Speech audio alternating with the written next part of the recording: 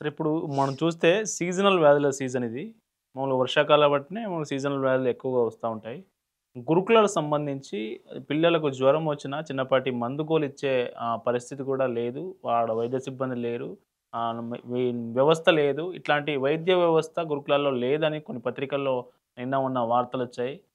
ఏంటి సార్ దానికి ఏం చెప్తారు? ఎట్లాంటి వ్యవస్థ ఉంటది? లేదు సార్. నేను గురుకులాల్లో పనిచేసేటువంటి ఒక ప్రిన్సిపాల్‌గా అనుకోండి, హ్మ్.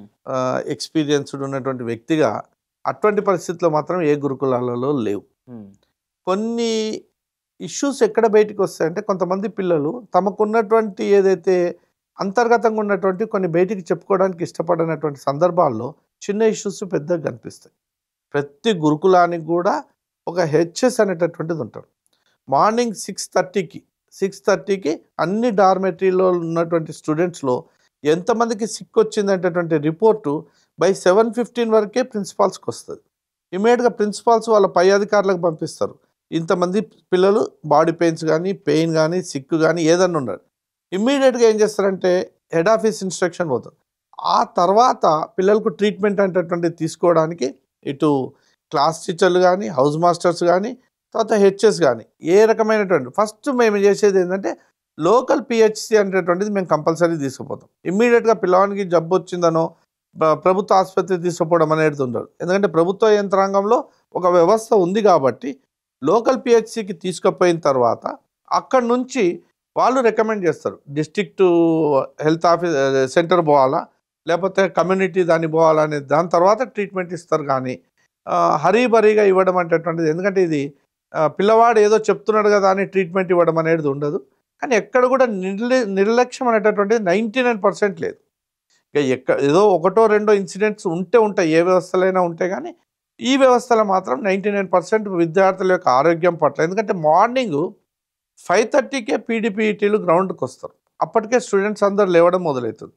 సో అప్పటికే తెలిసిపోతుంది ఎవరైనా స్టూడెంట్కి సిక్ ఉందా ఏమైందని. అక్కడ నుంచి కమ్యూనికేషన్ వ్యవస్థను డెవలప్ చేసుకొని పిల్లవానికి ట్రీట్మెంట్ అనేది ఖచ్చితంగా ఇస్తున్నాం తప్ప బయట ఉన్నటువంటి పరిస్థితులు అయితే కాదు గురుకులాలు. చిన్న ఇన్సిడెంట్స్ని పెద్దగా చేసి ఒక్కొక్కసారి ఫర్ ఎగ్జాంపుల్ హాలిడేస్ వచ్చినాయి అనుకోండి, మీరు బాగా చూడండి ఫుడ్ పాయిజనింగ్స్ ఎప్పుడు జరుగుతున్నాయంటే హాలిడేస్లలో ఎక్కువ జరుగుతుంటాయి. హాలిడేస్ రోజు ఏం చేస్తారంటే పేరెంట్స్ తెలుసో తెలియకనో బయట ఉన్నటువంటి ఐటమ్స్ తీసుకొని రావడం, బిర్యానీలు తీసుకురావడం, లేకుంటే బయట ఆల్రెడీ పొద్దునే చేసినటువంటి తీసుకొని రావడం, అవి ఒక్కొక్కసారి పాడైనటువంటి సందర్భాలు లేకుంటే పిల్లవాడు కూడా తర్వాత తినొచ్చు అని పెట్టెలో పెట్టుకోవడం అనేటటువంటి ఒక కొన్ని కొన్ని చోట్ల జరగదు. దాని ఇంపాక్ట్ ఫుడ్ పాయిజనింగ్స్ మీద ఎక్కువ కనిపిస్తుంటుంది తప్ప మేము వండించి మేము చేసేటటువంటి దాంట్లో మాత్రం ఫుడ్ పాయిజనింగ్స్ అనేటటువంటి 0% అనేది ఖచ్చితంగా చెప్పగలుగుతాం. గతంతో పోలిస్తే ఈ ఫుడ్ పాయిజన్ కేసులు తగ్గాయా సార్ ఇప్పుడు? తగ్గాయి, చాలా వరకు తగ్గాయి. ఒకటి సన్న బియ్యం కంపల్సరీ ఇస్తున్నారు. తర్వాత నేను ఇంతకుముందు చెప్పినట్టు డైట్ అనేటటువంటిది క్వాలిటీ డైట్ ఇస్తున్నారు. ప్రతి వారం కూడా బీట్రూట్తో సహా క్యారెట్తో సహా అసలు చాలా వరకు ఏ టైంలో ఏది తినాలి అనేటటువంటిది పూర్తి స్థాయి. ఇప్పుడు రేపు ఇంకా కొత్త సిస్టమ్ ఏమొస్తుందంటే హెడ్ ఆఫీస్ నుంచే మానిటరింగ్ సిస్టమ్ అనేది డెవలప్ చేయబోతున్నారు. అంటే పిల్లలకు రేపు ఏ ఐటమ్స్ ఇవ్వాలంటటువంటిది ఎంత క్వాంటిటీ ఇవ్వాలంటటువంటిది కూడా ఇప్పుడు హెడ్ ఆఫీస్ నుంచి ఒక సిస్టమ్ డెవలప్ కొత్త మానిటరింగ్ సిస్టమ్ అవుతుంది. రేపు మేబీ సెప్టెంబర్ 1 తర్వాత టెండర్స్ అన్ని న్యూ టెండర్స్ ఓపెన్ అయిన తర్వాత జిల్లా ఒక యూనిట్గా ఏదైతే కొత్త రేట్లు ఫిక్స్ చేయబోతున్నారో వాటి అన్నిటి వల్ల కూడా కొత్త సిస్టమ్ వస్తుంది. దానివల్ల ఏంటంటే ఎంత క్వాంటిటీ ఇవ్వాలి, ఏది ఇవ్వాలంటటువంటిది ఒక న్యూట్రిషియస్ డైట్కి ఏది కావాలనేది కూడా ఇక్కడ నుంచి వస్తుంది. ముఖ్యంగా ఇప్పుడు సోషల్ వెల్ఫేర్లో సిస్టమ్ ఏం చేసిండ్రంటే స్టూడెంట్సే డైట్ మెయింటైన్ చేస్తున్నారు. ఇక్కడ ఎక్కడ కూడా వార్డెన్ అనేటటువంటిది కానీ కేర్ టేకర్ అనేటటువంటిది కానీ ఉపాధ్యాయులు అనేటటువంటి వాళ్ళని ఆల్మోస్ట్ ఆల్ దానికి దూరం చేస్తూ స్టూడెంట్స్కే తాళం చేతులు స్టోర్ రూమ్ తాళం చేతులు కూడా పిల్లల దగ్గర ఉంటాయి. పిల్లలే దానికి సంబంధించినటువంటిది మెయింటైన్ చేస్తారు. ఇష్యూస్ కూడా పిల్లలే ఇస్తారు, రికార్డులు వాళ్ళే మెయింటైన్ చేస్తారు. సో దానివల్ల చాలా వరకు ఫుడ్ పాయిజనింగ్స్ అనేటటువంటి రెస్పాన్సిబిలిటీ. తర్వాత రోజు కొంతమంది స్టూడెంట్స్ ఆ వండే విధానాన్ని కూడా పర్యవేక్షిస్తూ ఉండడం అనేటటువంటి రెగ్యులర్గా జరుగుతుంది. ఇది ఇప్పుడు గురుకుల కార్యదర్శి అలుగు వర్షిణి గారు ఉన్నారు. ఆమె వ్యవహార తీరు మీద అనేక సార్లు ఆరోపణలు వస్తూ ఉంటాయి. మొన్న కొంత ఎస్టీ నాయకులు కావచ్చు, తెలంగాణ కొంత నాయకులు మంత్రిని కూడా కలిసి కంప్లైంట్ చేశారు. ఏంటి సార్ ఆమె గురుకులాల వ్యవస్థను చూసినటువంటి ఆఫీసర్ మీద ఎందుకు ఇట్లాంటి అలిగేషన్స్ వస్తున్నాయి? ఇది బేసికల్గా నేను అనుకోవడం ఏంటంటే గురుకుల వ్యవస్థలన్నిటి కూడా కులాల పరమైనటువంటి గురుకులాలుగా ఏర్పాటు చేయడం అనేటటువంటిది వస్తుంది ఎక్కువ వరకు. సో ఇవన్నిటినీ కలిపి ఒకటే యూనిటీగా కానీ తెచ్చినట్టయితే అందరు విద్యార్థులు ఉన్నట్టయితే ఇట్లాంటిది రాదు. తర్వాత వారి వ్యవహార శైలి అనేటటువంటిది వారికి ఉన్నటువంటి అభిప్రాయం ఏంటో దాని మీద నేను ఖచ్చితంగా ఇది ఇవ్వలేను. ఎందుకంటే అది అంతర్గతంగా ఏం జరిగిందనేది మాత్రం.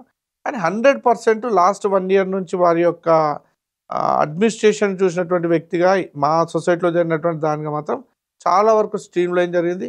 గతంలో ఉన్నటువంటి హెడ్ ఆఫీస్లో ఉన్నటువంటి ఇక పూర్తి స్థాయిలో అవకాశం లేకపోయినా కూడా పోస్టింగ్స్ చేసినటువంటి వాళ్ళందరూ కూడా వెళ్ళిపోవడం. సో అటువంటివి చాలా వరకు కంట్రోల్ జరిగింది. ఇక వారు ఎందుకు కంప్లైంట్ ఇచ్చిండ్రు అనేది ఐ కాంట్ చెప్పలేను నేను. న్యూ టెండర్ సిస్టమ్, ఈ common tender system, common mess common ఫుడ్కి సంబంధించి న్యూ టెండర్ విషయంలో కూడా ప్రభుత్వం కొన్ని సంస్కరణలు తెచ్చినట్టు తెలుస్తూ ఉంది. ఎట్లాంటి సంస్కరణలు తెచ్చారు, వాటి వల్ల ప్రభుత్వానికి మేల, విద్యార్థులకు మేల, లేకుంటే అల్టిమేట్గా కాంట్రాక్టర్కి మేలు జరిగే అవకాశం ఉంటుంది? ఇక్కడ పూర్తి స్థాయిలో విద్యార్థులకైతే కంపల్సరీ మేలు జరుగుతుంది. ఎందుకు అని అంటే పాపం ప్రభుత్వము ఎక్కడైనా ప్రభుత్వాలు ఏం చేస్తాయి, ఒక స్కాలర్షిప్ అంటటువంటిది ఒక క్లాస్కు ఇంత స్కాలర్షిప్ అంటటువంటిది ఏర్పాటు చేస్తుంది. 3వ తరగతి నుంచి 7వ తరగతి చదివేటువంటి విద్యార్థులకు ఇంత స్కాలర్షిప్, 8 నుంచి 10వ తరగతి చదివేటువంటి విద్యార్థులకు ఇంత స్కాలర్షిప్, ఇంటర్మీడియట్ వాళ్ళకి ఇది, డిగ్రీ వాళ్ళకి ఇది. అంటే రిమోట్లో ఉన్నటువంటి విద్యార్థికైనా అదే స్కాలర్షిప్, పట్టణాల్లో ఉండేటటువంటి విద్యార్థికైనా అదే స్కాలర్షిప్ ఉంటుంది.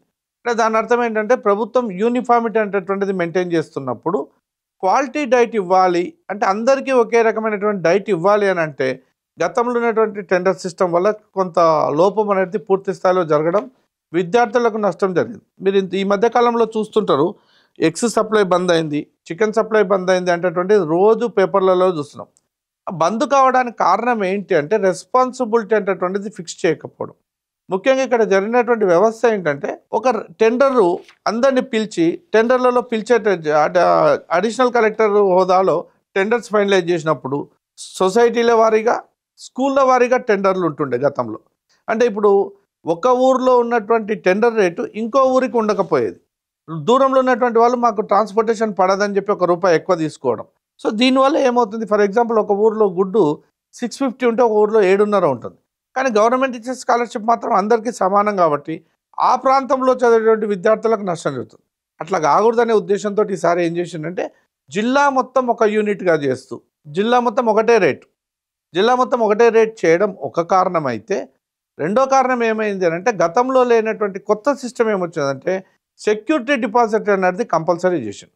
అయితే ప్రభుత్వ ఆలోచన విధానం ఏముందంటే కంపల్సరీ మహిళలను ఎంకరేజ్ చేయాలనే ఉద్దేశంతో ఈఎండి అనేటటువంటి దాని నుంచి మహిళా సంఘాలు అన్నింటినీ కూడా, ఏది జిల్లా సంఘాలు కానీ, తర్వాత మండల సంఘాలు, మహిళా సంఘాలు ఏవైతున్నాయో, లేకపోతే గిరిజన కోఆపరేటివ్ అవుతున్నాయో వారందరికి కూడా మినహాయింపు ఇస్తూ వాళ్ళకి ఈఎండి లేదు అనేటటువంటి దాని కింద టెండర్స్ కాల్ఫర్ చేస్తుంది. అయితే టెండర్స్ కాల్ఫర్ చేయడం గతంలో ఉన్న సిస్టమ్ ఏంటంటే ఒక కూరగాయ మీరు ఏ రేట్కి ఇస్తారు అంటే గతంలో నేను ₹12 ఇస్తా, ₹13 ఇస్తా, లేకుంటే ₹20 ఇస్తా అనేటటువంటి పోటీదారు అనేటటువంటిది ఉంటుంది. ఆ పోటీ వాళ్ళు ఎవరైతే తక్కువ రేటుకు తీసుకున్నారో సర్టెన్ పీరియడ్లో వాళ్ళు సప్లై చేయలేకపోతారు. రేటు తక్కువ ఉన్నప్పుడు మాత్రమే సప్లై చేసేవాళ్ళు, రేట్ ఎక్కువ వరకు సప్లై బంద్ చేసేవారు. దానివల్ల అల్టిమేట్ నష్టం ఏమవుతుందంటే బహిరంగ మార్కెట్లో ప్రిన్సిపాల్స్ కొనలేరు కాబట్టి ఇమ్మీడియట్గా విద్యార్థి నష్టపోతుండే, అంటే ఏదైతే వస్తుందో. సో ఇప్పుడు సిస్టంలో అది లేదు, కంపల్సరీ రేటు ఫిక్స్ చేయడం జరిగింది. జిల్లా ఒక యూనిట్గా మహిళా సంఘాలకు ప్రాధాన్యత ఇచ్చిన తర్వాత అందరినీ కలిపి ఎవరెవరైతే ఎంపానల్ తయారు చేసి ఆ తయారు చేసినటువంటి ఎంపానల్ నుంచి డ్రా సిస్టంలో మాత్రమే ఈసారి టెండర్స్ ఇవ్వడం జరుగుతుంది. ఎవరి పోటీ కాదు, రేటు గవర్నమెంటే ఫిక్స్ చేస్తుంది. 6.5 ఒక జిల్లాలో 6.5 అనుకోండి, ఒక జిల్లాలో 6.5, ఏదైనా ఒక రేటు. ఈ రేటుకు ఇక్కడ ఎగ్స్ దొరుకుతాయి, ఇక్కడ పౌల్ట్రీ ఎక్కువ ఉన్నప్పుడు రేట్ తక్కువ ఉంటుంది.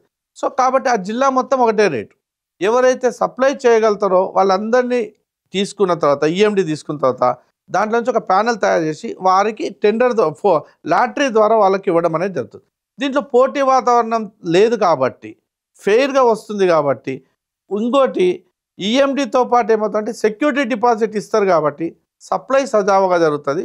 సప్లై ఎప్పుడైతే సజావుగా జరిగిందో ఆటోమేటిక్గా విద్యార్థికి లాభం అవుతుంది. మళ్ళీ ఇందులో మహిళా సంఘాలు వాళ్ళకు డ్రాలో వాళ్ళు వెళ్తే వాళ్ళు సెక్యూరిటీ డిపాజిట్ బ్యాంకు గ్యారంటీ ఇవ్వచ్చు.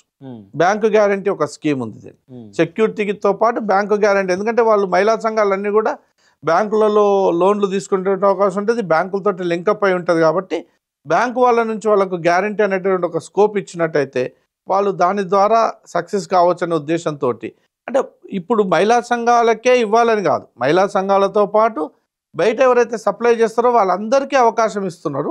కానీ డ్రాలో మాత్రం అందరు కామన్గా తీస్తున్నారు.